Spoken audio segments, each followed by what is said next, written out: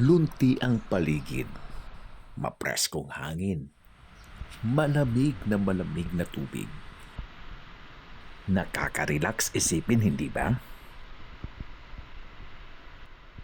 Pero mas okay yata kung wag mo na lang isipin. Dahil mas maganda kung nandito ka.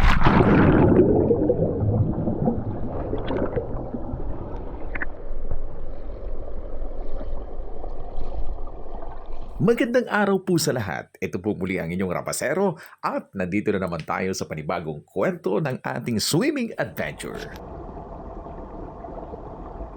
Nandito po tayo sa lugar kung saan lahat ay ngingiti sa'yo dahil sila po ang City of Smile, Tabaco City. Dumaan po ako ng Sabluyon Road patungo ng Ligao City at pagdating ko po sa unahan ng Barangay Tabigian, Tabaco City, lumiko po ako sa kanan patungo ng Barangay Suwaigot. Makalipas ang umigit kumulang 20 minutong biyahe, nandito na ako. Monte Julio de Sevilla Spring Resort and Campsite. So pwede mag-camp dito overnight.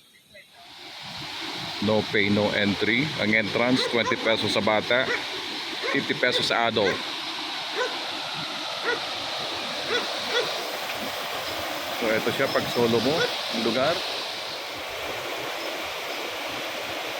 Patuloy pa pong dinidevelop ang lugar kaya naman makikita nyo mayroong mga construction dito. Weekdays po ako pumunta dito kaya naman mapapansin nyo kulang pa po ang tao. Pero pag weekend, naku naman talagang punong-puno po ito. Ano sir, napag-iinuman yan? Oh, okay. Nadatnan ko po si Tatay Winifredo Bronya at kanyang mga kamag-anak na nagkukumpuni ng ilan sa mga cottages dito po sa lugar na ito. Kwento ni Tatay Winifredo, nagsimula raw itong paliguan noong panahon ng pandemya. Naisipan po ng pamilya na linisin, ayusin ang bukal na ito at gawing maliit lamang na paliguan. Subalit, nung nakilala at nakita ng ibang tao, ito po ay dinayo na. At doon na po nagsimulang i-develop nilang lugar upang ma-accommodate ang napakarami pong mga ekskursyonista na pumupunta rito kada weekend. At dahil nga po bukal, dito po nanggagaling ang water system ng Barangay Suwaigot. Kaya naman kung mapapansin nyo ay merong pong tangke ng tubig at merong tubong may tukod. Pero wag po kayong mag-alala dahil hindi naman po itong makakaabala. Mag-ingat lamang dahil baka sa inyong paglangoy, kayo po ay mauntog. Dito muna magpalamig. Magpabad. Nasolo ko yung lugar kasi weekdays. Anong araw ba ngayon? Martes. So may pasok sa eskwela, sa trabaho, busy ang lahat, kaya wala munang tao. Tara, silipin natin yung ilalim ng Kalinaw. Samahan mo. Dito sa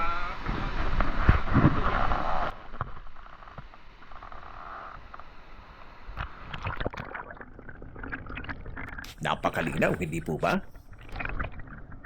Siya nga po pala, nakita niyo naman na merong waterfalls, no? So, mahilig tayong umakyat sa mga ganyan, kaya naman hindi na po tayo naghubad ng sapatos. Napakababaw naman at napakadaling langoyan ang lugar na ito, kaya okay lang kahit nakasapatos tayo. Sanay na po tayo rito.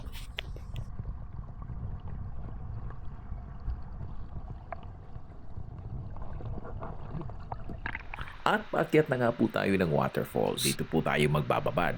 Ingat lamang po dahil napakadulas na mga bato rito.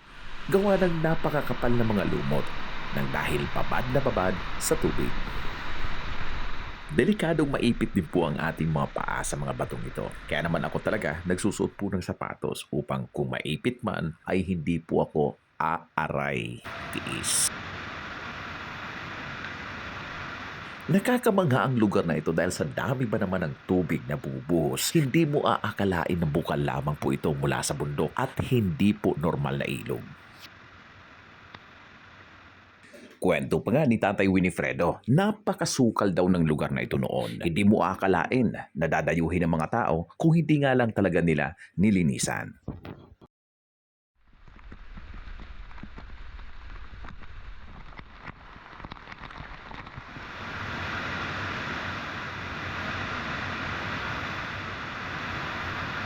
Dalawang spring pool meron ang Monte Julio de Sevilla. Kaya naman kung medyo masikip na po doon sa may waterfalls, pwede kayong bumaba rito sa mas maluwag. Meron po rito maliit na balsa na pambata. Pero pwede rin paglaruan ng mga matatanda. Naki, kaya? Masyado magamat? Op! Napakalakas po ng tubig na bumubulwak mula po doon sa bukal patungo rito sa mas malaking spring pool. Kaya naman, pagka inilapit po ang iyong mukha, nakakapagpagwapo.